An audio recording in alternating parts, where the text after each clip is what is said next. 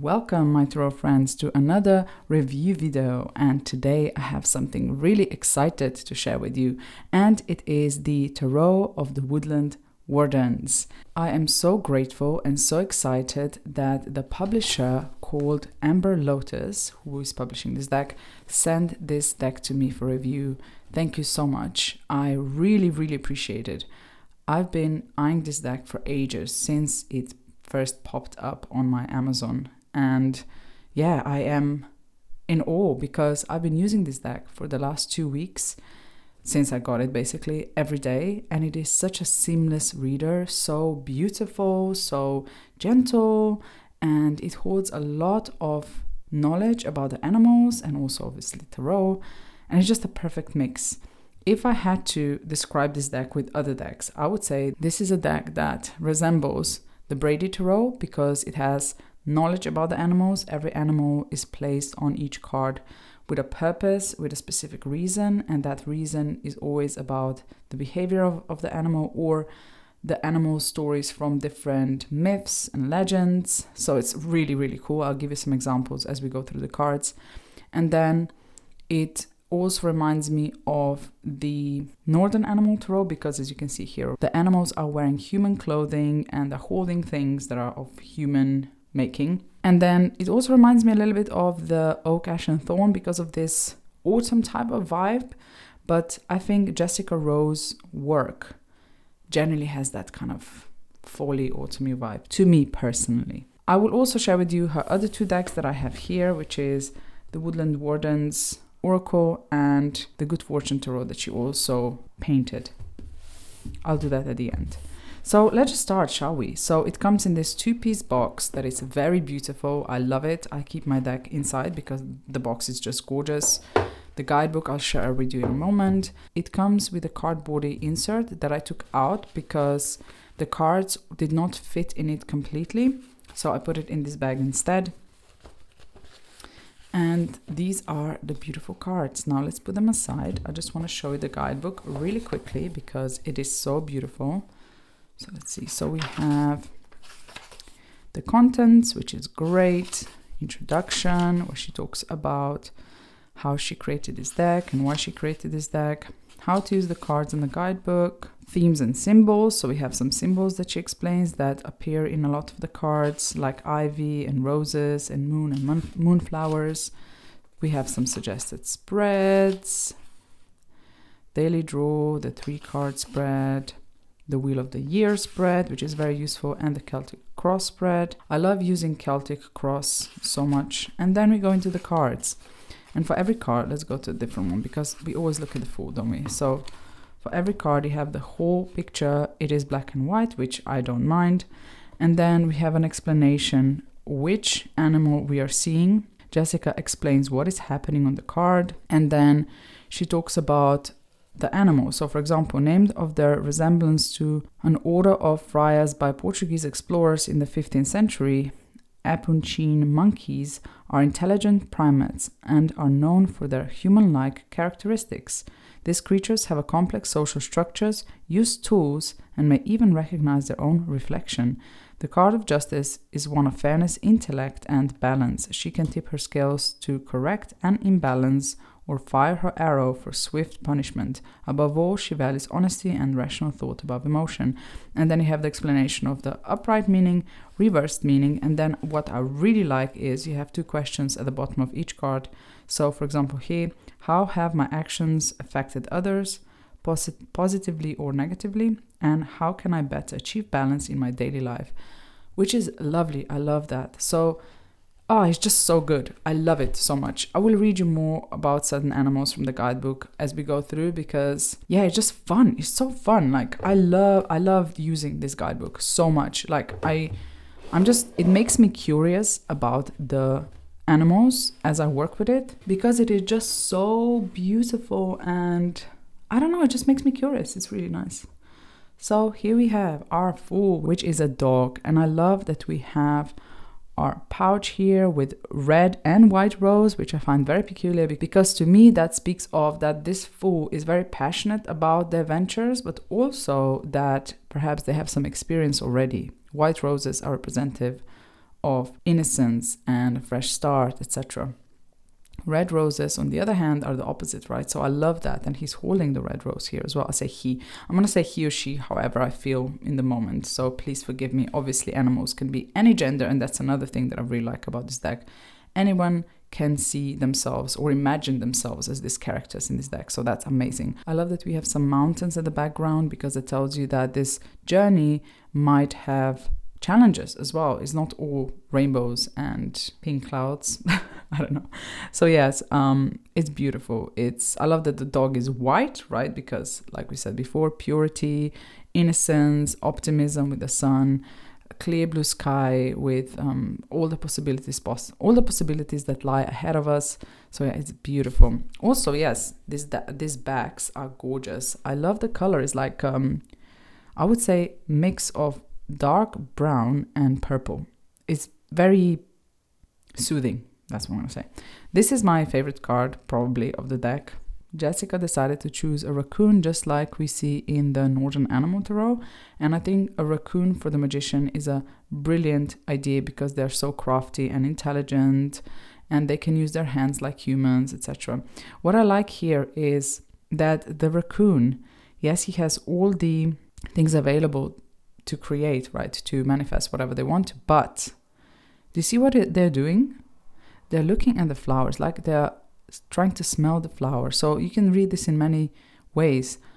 Is this raccoon distracted and it's telling you to focus on what you want to create, or are they enjoying the moment and feeling that moment in their heart, and from that space then you create what you want?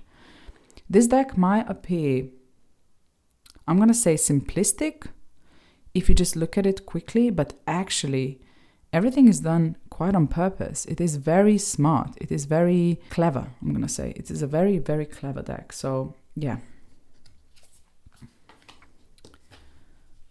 The High Priestess is absolutely gorgeous. I saw that Robin at Robin's Reflections has like a cloth with this theme. Oh my gosh, I need to ask her where she got it because it's so beautiful.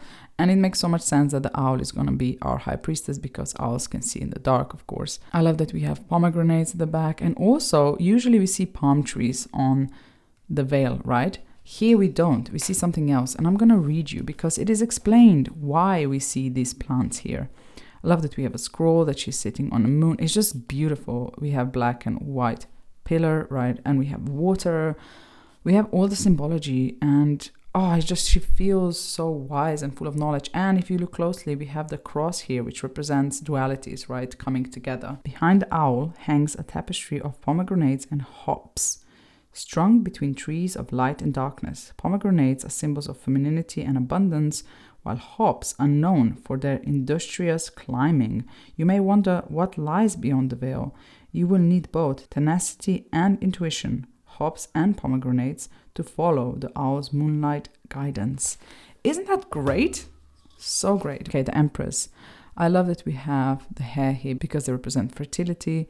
We have again this, I think they're called moonflowers, like we had it in the Magician card. And let me just read you quickly what the moonflowers represent, because they represent something, and they represent a symbol of intuition and the mystical, an enchanting nocturnal bloomer. This flower and its celestial namesake are both reminders to trust our intuition and embrace the unknown, which is very interesting for the Empress, right? Perhaps embracing the unknown here. I love that we have the water. Perhaps she was thinking of the water that is flowing. We never talk about intuition and the Empress, but we do have flowing water behind her, even in the Rider-Waite-Smith. So that makes sense, right? We have the weeds, we have the stars, we have her beautiful, I don't know what this is called, neck piece, a necklace of some sort. I'm sure there is an expression for this, but if you look closely, there are pomegranates on it as well. And we see that in the Empress card, right? This tells you the connection between the Empress and the High Priestess cards. I've heard of people saying that one of them is a mother and one of them is a daughter. I don't know which one is which. Probably she's a mother, I suppose. I'm not sure. But yeah, I love this. The Emperor, so majestic and powerful. It feels perfect to use a bear for the Emperor card. And I love that we have flowers here. And guess what? They're iris flowers. And iris flowers are found in the Temperance card, which is number 14. And I lately been connecting the counting in tens numerology, if that makes sense. So 14 and 4 would be connected, which to me is just a amazing gem. I'm not sure if this was done on purpose or not, but yeah, it's great. It's about creation, right? Because the emperor does create his empire or their empire and lead with structure and rules, and yeah, it's just great. Bears are such powerful beings. I feel bears are the emperors of the forest in Europe and in other woodland places, I'm gonna say. The fact that she chose the sheep for the Hierophant is so cool, because not only the sheep are noticed in many religious scripts, right? But to me, you know that expression, following someone like a sheep? It could represent that blind following of fake gurus, for example. So that could be a very cool negative view on this card, right? And I believe these are olive trees here, which is also very religious. So yeah, I love that. I love this. The lovers. We have our beautiful ladybug to bless this union. And we have the tree from a tree branch from the tree of knowledge and a tree branch from another tree that I forgot what it's called. We have our mountain / volcano in the background. And I love that these birds are not the same color. So they come together. They're obviously the same species, but they're probably male and female. But they come together in this beautiful union. And I think, did they say in the guidebook? I think it says that they mate for life. I'm not completely sure, but yeah, it's a beautiful depiction. The chariot is represented by mules, which is very interesting because a mule is an animal that comes from a horse and a donkey. So I'm sure there is reason why she chose mules specifically.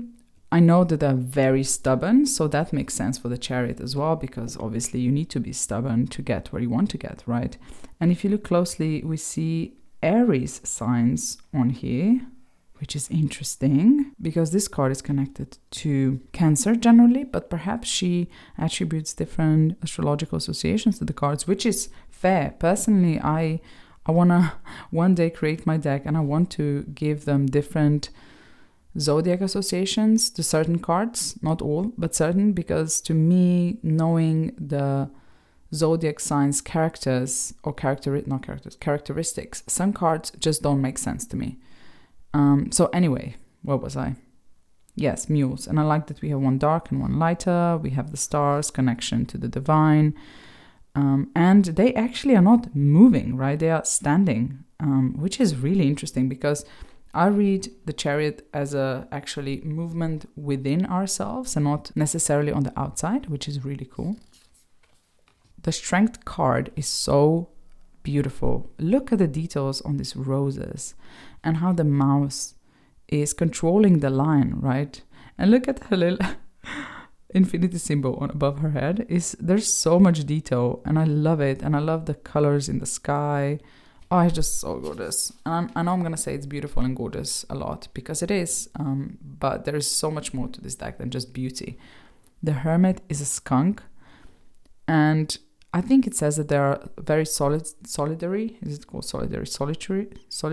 Solitary animals? I think it's called solitary. And it looks like in his lamp, to me, it looks like there are fireflies inside, which is a very cool detail.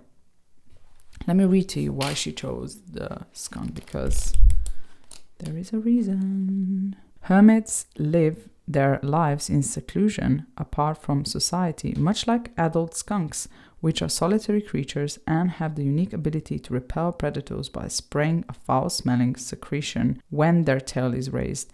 They just want to be left alone, perhaps to think, reflect, and turn their attention inwards. I swear I can read. I don't know what's happening today to me. So that is cool, isn't it? Now, this is the only card in this deck that, to me, it confused me a little bit just because of the back of the duck's wings here. I'm not sure if this is how it looks. Maybe it is. I don't know. I've never seen a duck from this perspective. But I was thinking, oh, is she a part of the wheel? Is she stabbed through with the sticks? What is happening here?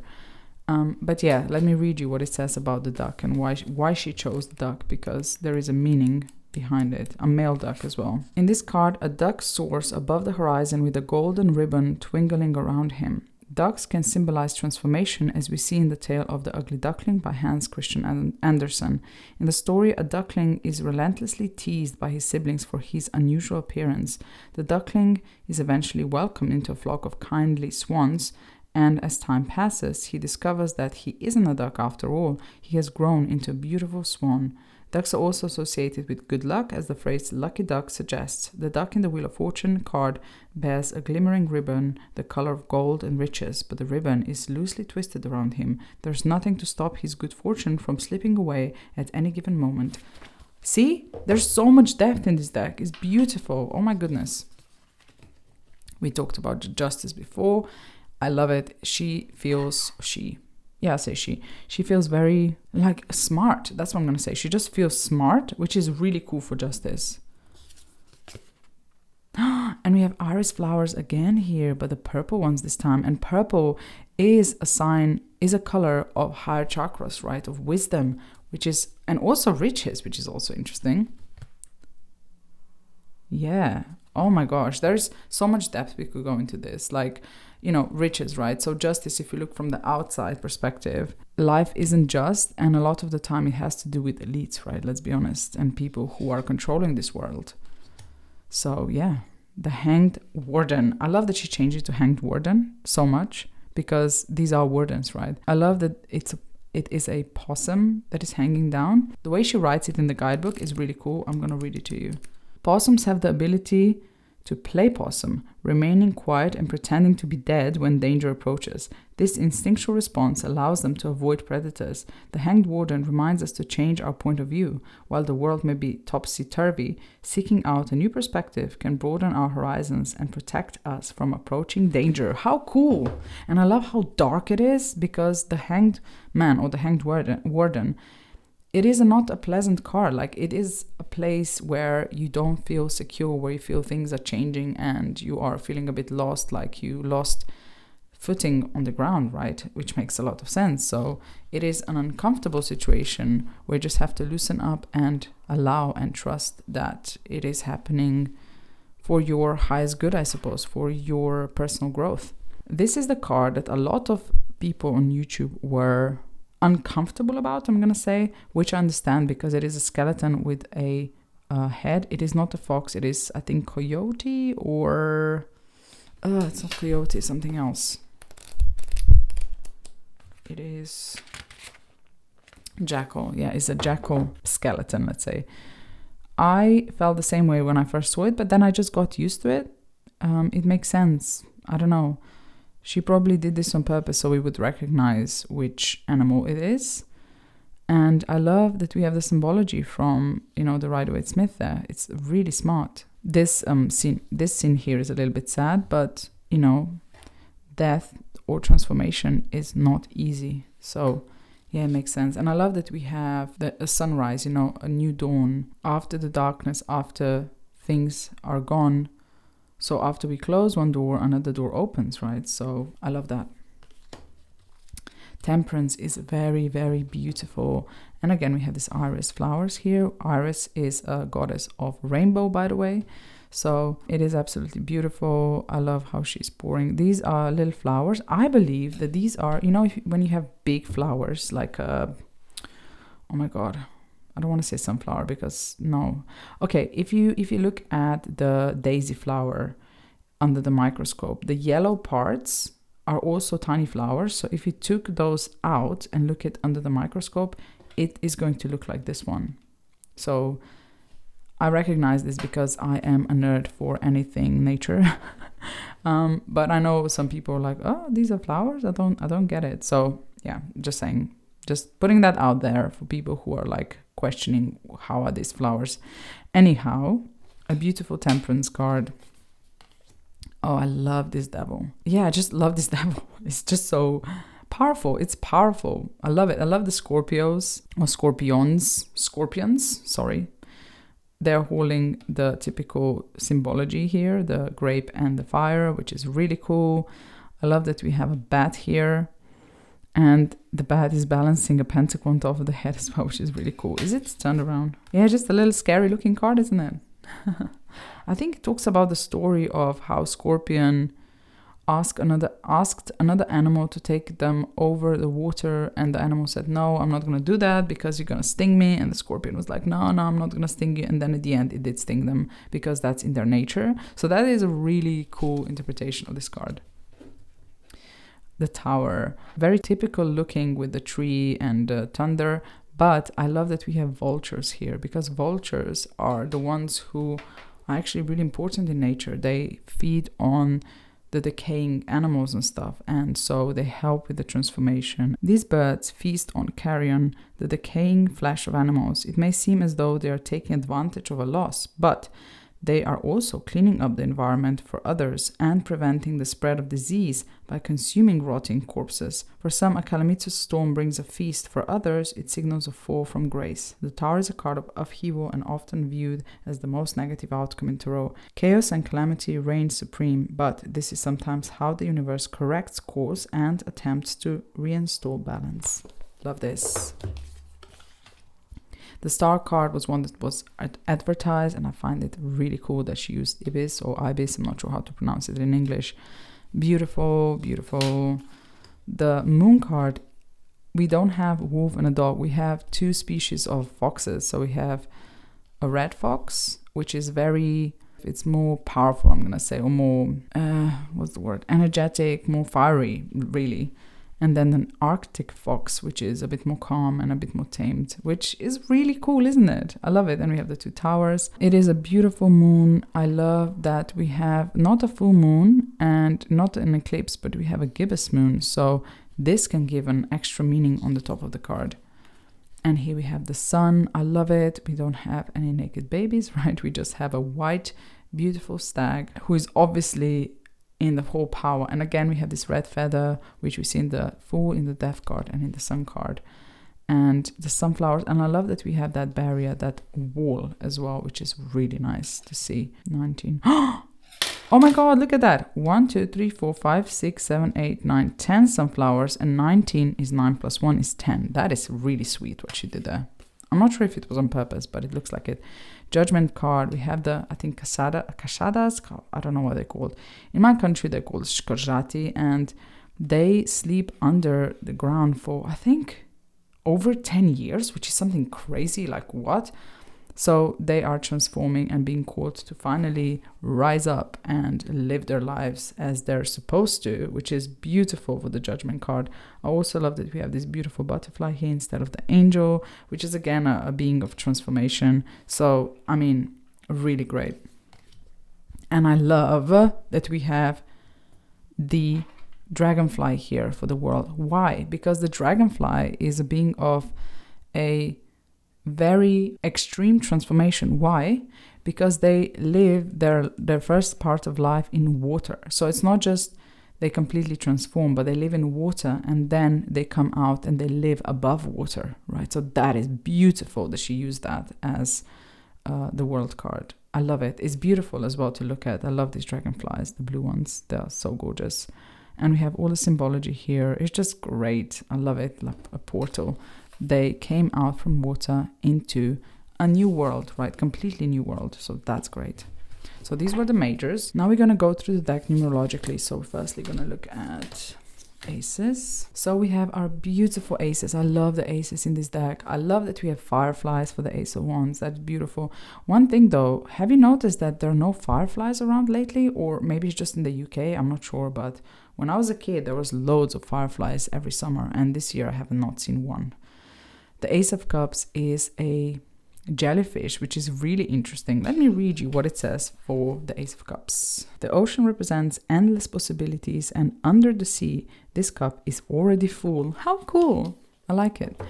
And the Ace of Arrows was another card that you could see in a preview, and I love it so much. I love that we have the eagle here. The eagle is often seen as someone who is a messenger between the heaven and earth. And he sees, or they see, the world from a higher perspective. So that's really cool for the arrows. Or arrows here are obviously swords. The Ace of Pentacles is my favorite ace Isn't it so beautiful? I used to have a turtle like this. A redneck turtle is called in my language. I'm not sure what it's called in English, but it's just so sweet and cute. And it's just beautiful. I love it. It's like a gift that this little turtle or tortoise. Sorry, it's a tortoise, isn't it? This little tortoise brought us. The twos, very traditionally Rider-Waite-Smith. I love that they have this golden globe in their hand and they're just contemplating and thinking what to do next. The Two of Cups as beavers is really cool because they're very determined, they're very devoted beings, right? And I'm going to read you from the guidebook because I know there was something really cool about these beavers. The beavers see eye to eye, their goals harmonious and their support of one another exemplary. Beavers, architects of the animal kingdom, carefully build their homes using what nature provides.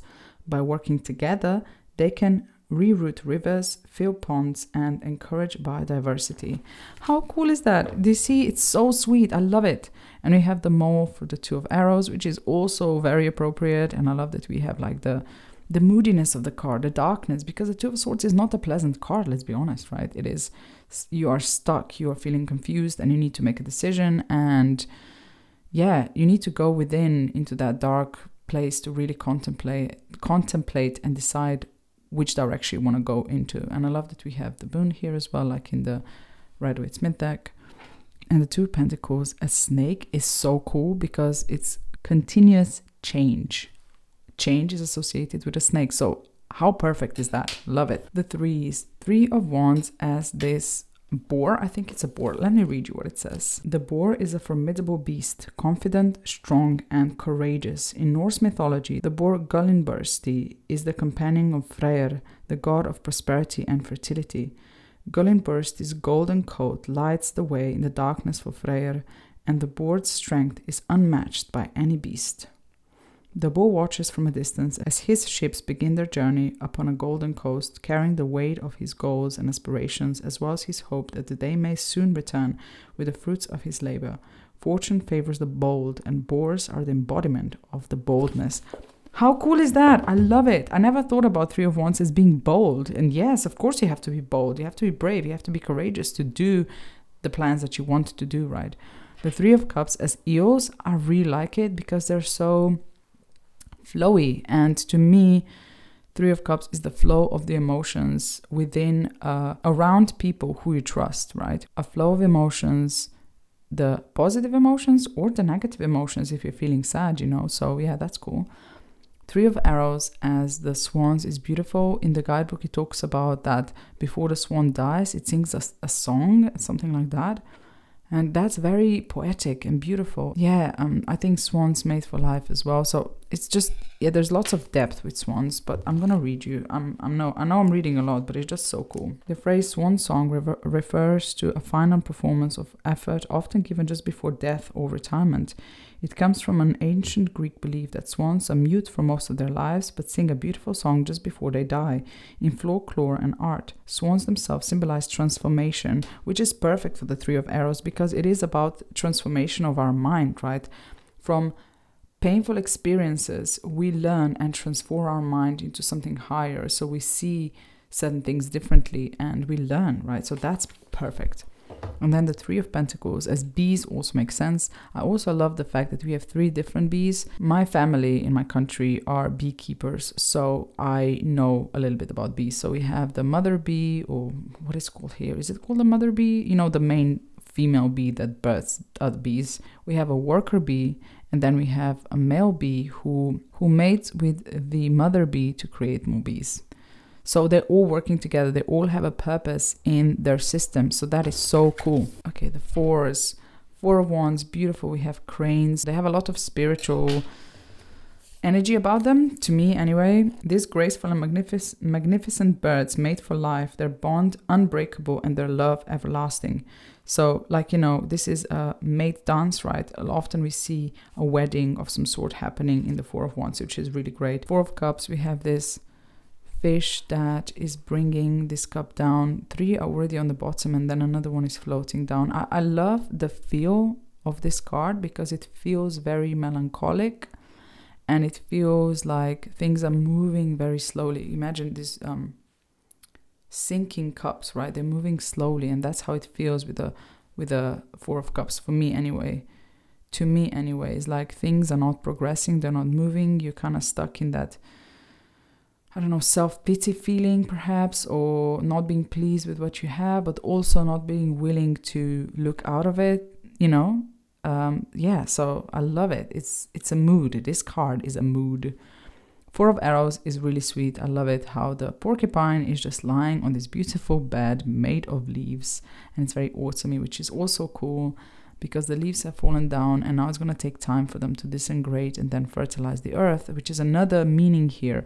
You also have a spider web there, which is telling you that it takes time to build a spider web, and that you should take a quite extensive period of time to just rest and recharge and replenish. The Four of Pentacles as the goose is really great because of the story of the golden goose that laid golden eggs. So that is cool. And I saw this in other decks. I saw a goose for the Four of Pentacles in the Magical Earth Tarot. I saw it in also, I think, Slavic Legends Tarot. So that is really interesting, right? I love these fives so much. They are so, I don't know, chatty. I love these. They're not mice and they're not moles. They are some sort of mice. I forgot the name for them. They're in the forest and they're really flipping cute. So let me see. They are called, in this card, 5 voles raise their wands into battle, calling to mind the Scottish legend of the Lavelan. Small and unassuming, Lavelan were vole-like creatures known for their ability to poison cattle and humans over great distances. But the legend also shows us that there is healing in the midst of toxic discord, for an antidote lies within the skin of the Lavelan. You need to only dip the skin into water to create a cure for the poison. How cool is that? I love this 5 of Cups and this, it's not weasel. What is it called? This animal is endangered. So that makes a lot of sense for the 5 of Cups. Let me just check the name for the animal because I forgot. It is called a black-footed ferret. Black-footed ferret stands here and he's mourning what was lost. But apparently, wait, I need to read it. Yes, so they were declared extinct, but they came back. So that is such a cool story behind this card, because it is, things were lost, but at the same time there's hope, right? There is hope, and they came back. Oh my god, I love it. It gives me goosebumps. This is such a deep deck, honestly. 5 of Arrows. There's another thing that I really like about it. It's like that the art goes onto these banners on the bottom. Like we can see here the arrow, we can see the tail here. I really like that. It's like a small detail that I really appreciate. The honey badger for the 5 of Arrows is perfect. If you know anything about honey badgers, they're very aggressive and they will do anything, even bite a poisonous snake, like try to eat poisonous snakes. They eat them. They eat poisonous snakes because they're so resilient, but they're very aggressive, basically, and the 5 of Arrows is perfect for that. The 5 of Pentacles, this, poor little deer. But I love that we have the path here towards the sun, right? And the pentacles are just there if they want to eat, because these pentacles look like either seeds, or it could also be apples cut in half or some sort of fruit cut in half. So I really like it. And I like how the trees resemble that structure of a church, but we don't have any human building here, which I really, really like. And look, there are hurt here and here. Oh, so sweet. But you're not alone. You see, you're not alone, and there is a path towards a brighter future right there if you turn around and look. Also, the snow is going to melt, and then the grass, and look, the grass is right there if they looked. So I love it. Oh gosh, this deck is really good. Okay, so 6 of Wands. We have this chipmunk, and it's obviously victorious. There's one thing, I wish there was more chipmunks here, because I see 6s as a card of community. So you're working with others in any way. So in 6 of Cups, we have, gifts to other people, coming together with other people. With 6 of Arrows, there is support. You can get support to go to a better place. In the 6 of Pentacles, give and take with other people. So I really wish there was more animals on this card. That's my only basic. This is basically the only thing in this deck that I would change, literally. And that's it. And even if you don't have other animals, we know what it's about. The other animals prepared all this celebration there for them. What I like is that this resembles the World card here with this infinity symbols that connect the laurel wreath. is that what it's called? I think it's called laurel wreath onto the sticks at the back. So that's really cool. The Six of Cups. How amazing is this? I love it. The toads, which reminds me of the story of the toad and the golden bowl. Is that what it's called? Also the roses, the different flowers. What they're wearing is the same as in the Rider-Waite-Smith, which is really cool. I love it so much. It's just beautiful. And look, this toad is giving a gift to the other toad, which is also cool. And it feels like this toad is old and this one is young, which is another little nugget there. And it just makes me happy. I'm going to say it makes me happy. And that's what Six of Cups is about, is being in the moment and enjoying the moment. And this card actually makes me feel that. Obviously, it's about nostalgia as well and beautiful moments. And it also feels kind of like a picture from the past. I don't know. It's really hard to explain, but it's perfect. I love it. Six of Arrows. I love how we have these arrows that are stuck in the boat. And look at that. There's water coming in. So that tells you that whatever happened to you was painful and it did make a mark. And it's changed. The boat is changed forever. And, we need to learn from these mistakes. Oh, we have a little baby here as well. I didn't realize. Oh, amazing. And also you see through the lens of experience because they're looking through the arrows to the future, right? And again, support is there if you ask for it as well, which is something that not often we see in the Six of Arrows. At least I don't see it often. Or maybe I've been just oblivious to it until now. I don't know. Let me read you what it says actually for Six of Arrows, because it is a very cool card. The Six of Arrows illustrates a journey into the unknown. The time has come to pack up our belongings, gather our people, and voyage across the open waters. We're not alone and have support from friends or family, but the way is uncertain. Although we don't know what we will find when we reach our destination or what trouble will greet us along the way, like this water coming in, we must leave now while our vessel is still afloat. How cool is that? Oh my god. Okay, a family of bison boards a boat that's been pierced by 6 arrows. The Northern American buffalo was an extremely important resource for various Native American peoples. Ravaged by white colonists' wanton overhunting, this mystical animal all but disappeared by the late 1800s. Although the reality is far more grim, we might imagine them departing a hostile environment and re-establishing their home elsewhere. Wow, see, it goes really... Oh, it's so deep. It gave me a bit of a sad feeling reading this as well. So yeah, so we have the next one is the Six of Pentacles, and that is a very similar image than in the Northern Animal Tarot, if I remember correctly. We have a rat giving nuts to other rodents. I'm not sure if they're mice or just rodents, but yeah. And also see the rat is much bigger and over-empowering, so that's something that we can see in the Rider-Waite-Smith as well. It's really, really cool. This deck is so well done, and...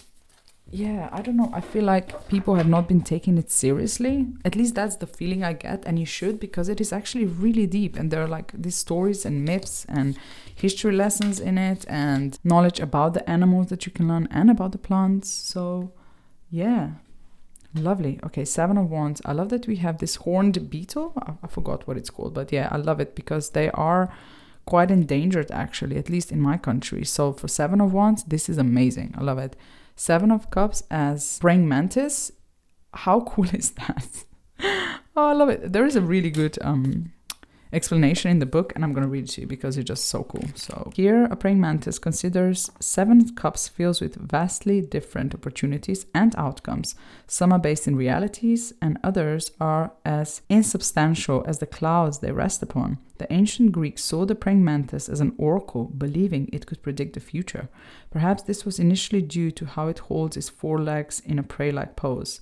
The ancient Egyptians depicted praying mantis in the Book of the Dead as supernatural being who led the souls of the deceased into the underworld. The mantis appears here to help you separate dreams from reality and choose the correct cup. How cool is that? Like an oracle that helps you to make the right decision. Do you see? Oh my gosh, it's so good. Okay. 7 of Arrows, we have the coyote, and coyotes, I believe, are seen as cunning, which makes a lot of sense for the 7 of Arrows or 7 of Swords. Now, this mountain here with a stream appears also in the King and Queen of Pentacles, which is really interesting. I'm going to show you later. So there are connections between the cards if you really look closely and pay attention. The Seven of Pentacles, I love it. Why? Because to me, it brings the energy of the Rider-Waite-Smith and Thoth with it.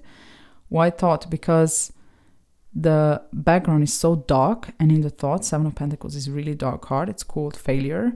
And this being, Antelope, I think, is holding a scythe as well, which is very dark, right? It reminds you of the Death card.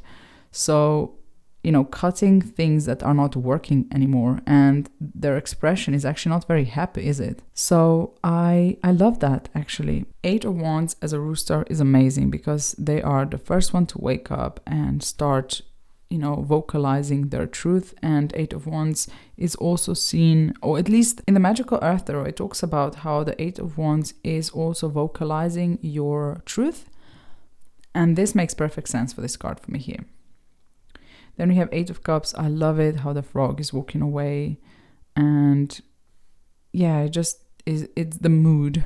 It's the mood. I love it. The armadillo as the animal for the Eight of Arrows makes so much sense to me as well, which is really cool. Oh, I love it so much. And it's also the mood with the darkness. I love how some cards are so dark. It brings the mood. It's a very, not moody, but a deck that expresses mood of the situation really well. The Eight of Pentacles as hedgehog, who is collecting, and you know, they're also a night animal actually, and they take their time. So it makes sense that the Eight of Pentacles is a hedgehog. I really like it. It talks about a Greek myth in the guidebook as well, which I don't remember, but it's really appropriate. That's what I'm gonna say. It's really cool to have a hedgehog. The hedgehog is very appropriate for this card. The Nine of Wands, again, moody, and Nine of Arrows, moody with the dark background, is so cool. And I love that we have a goat here because they're very stubborn as well. And so they will push through things. And it's also really good because the Nine of Wands asks you, like, you've been through a lot, you've done a lot. Now it's like time to take a little break and consider what is your next step. So next step could be asking yourself, are you trying to push through the wall, which is an attribute or characteristic that I would associate with a goat.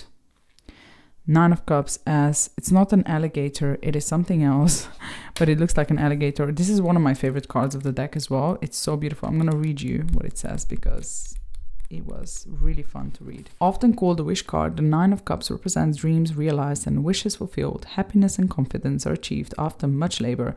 In this card, a caiman sits upon a tree stump surrounded by a beautiful waterfall that showcases her successes. The caiman is a reptile smaller than an alligator that spends the majority of its time in a trance-like state as if caught in a dream. How cool is that? I love that we have a moth for the Nine of Arrows. That is so lovely. I just love it. I love these arrows. And you know what? For the second, when you look at the card, it looks like a room, but actually it's not. Look, she's on a tree. Isn't that cool? Oh my gosh, I love it. And we have the falcon for the Nine of Pentacles. Of course, makes all the sense in the world. And we have the grapes. And I love that we have 6 and 3, which is a really interesting combination because 6 is obviously reciprocity and 3 is working hard. So it makes sense that the 6 and the 3 would guide you to the 9, right? Okay, so here we have our last cards of the suits, and these are 10s. 10 of Wands makes a lot of sense, looks very similar to the Rider-Waite-Smith, although we don't have a house or where they go in here, which is very interesting, but they are a reptile, so I'm sure it has to do something with the desert being their environment. The 10 of Cups as tapirs is so cool. It explains in the guidebook why she chose tapirs, but they make sense and they're just so cute. I mean, come on, look at those two babies here dancing. Oh, it's just so joyous and beautiful and embracing and full of harmonious love feels. The 10 of Arrows, and I think this is a raccoon being stabbed by the arrows, but actually I feel they are piercing, but not really piercing her. It's kind of like, you know, when you push something in your skin like this and it doesn't really go in the skin, it just looks like it. So I like that a lot, but also I like that it's, again, a very dark and moody card. And we have this red ribbon, which I suppose could represent the blood, right? Which we can see in the, I think we can see it in the Rider-Waite-Smith, not 100% sure. The 10 of Pentacles as a dog, as the family of dogs, makes a lot of sense because loyalty, commitment, legacy with the different generations here. the grapes. It's just beautiful. It makes all the sense to me. And also with the Fool as a dog as the first card, and then 10 of Pentacles, you know, something that we all want to achieve, right, really, as dogs as well. I really like that. And we are at our court cards now, so we're going to pages.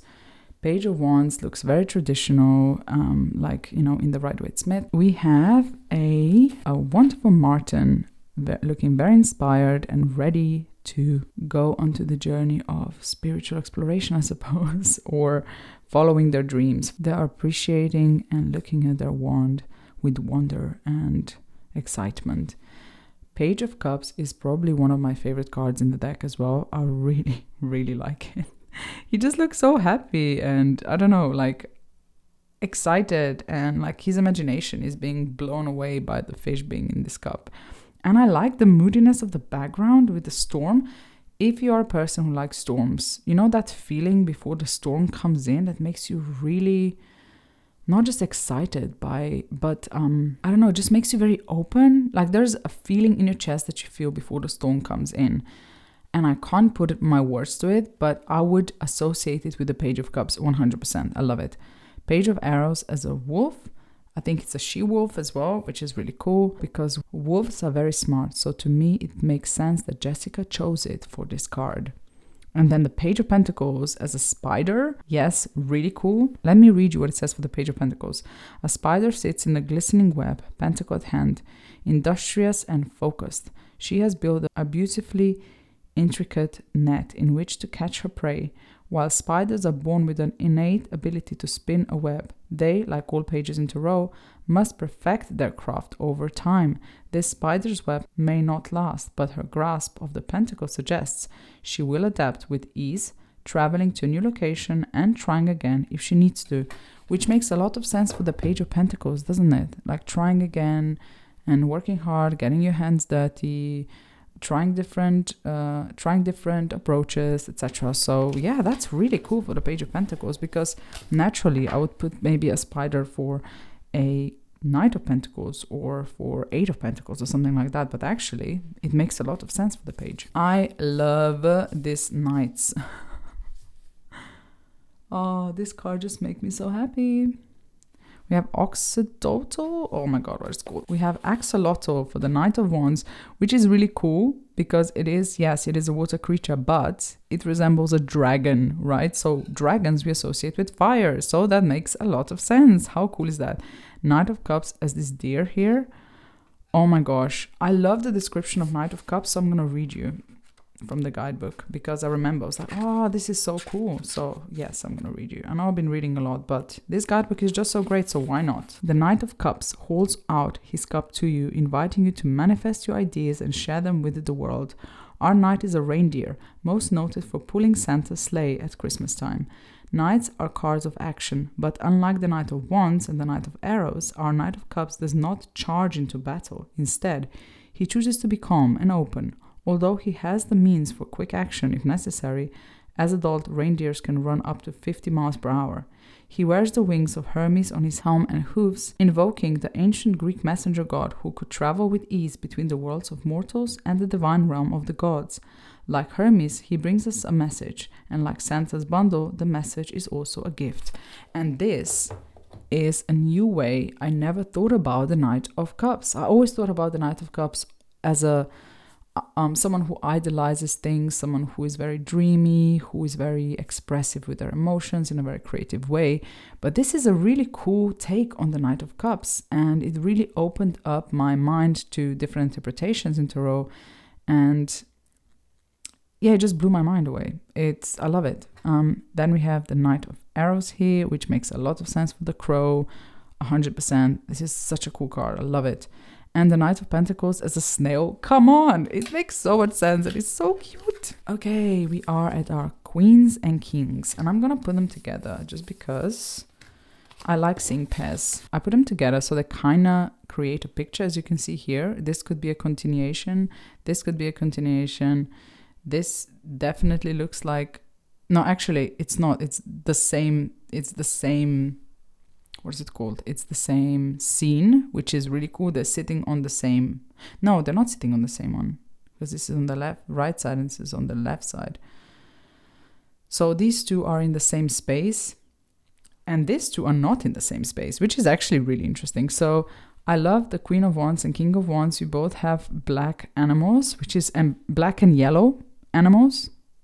Or no, we have black and yellow animal, and here the black cat is wearing yellow clothing, which makes a really cool combination, because black and yellow combination in the animal world is the one of danger, of someone who can be dangerous to you.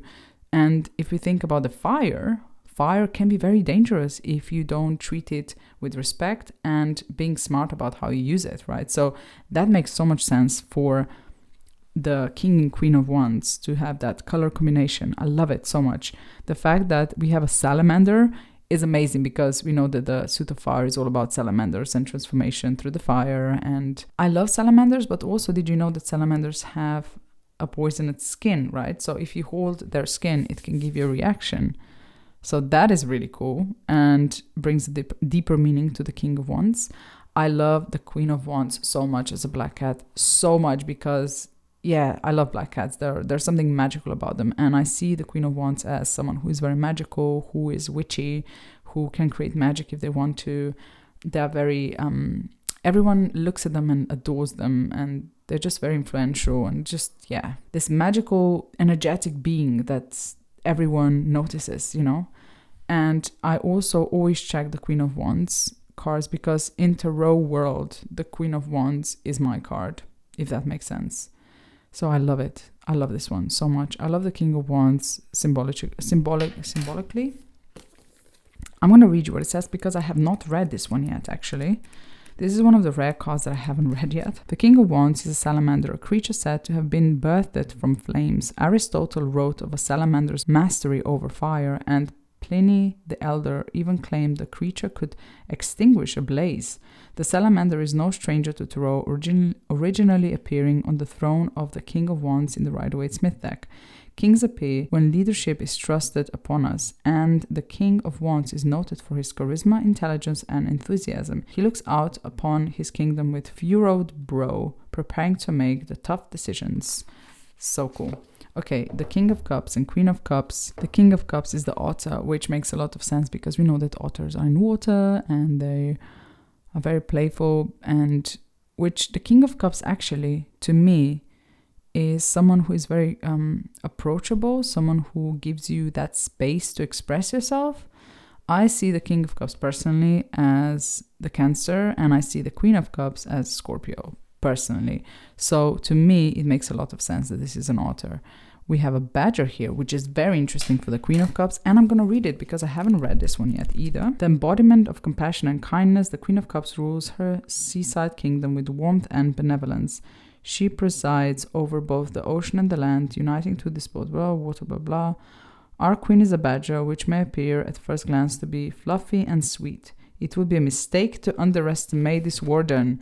When provoked, she can fight off predators much larger than herself with great ferocity. Do not mistake kindness and generosity for weakness. And this is exactly how I see a Scorpio. So, perfection. The lynx as the Queen of Arrows is amazing, because the lynxes are they're very close to extinction, and the Queen of Arrows is seen as someone who has been through a lot of BS and a lot of pain and a lot of hardship. That's why she's so wise, and she knows what to take, what matters and what doesn't, basically. So the lynx as a Queen of Arrows is amazing. King of Arrows as an elk makes a lot of sense as well, because I see elks as a very spiritual, connection to the divine, spiritual messengers, and in their higher sense, the sword suit can be very spiritual, at least in my opinion. I know that the wands are connected to spirituality as well, but I see them more as magic, whilst I see whilst I see swords more as a spiritual stuff.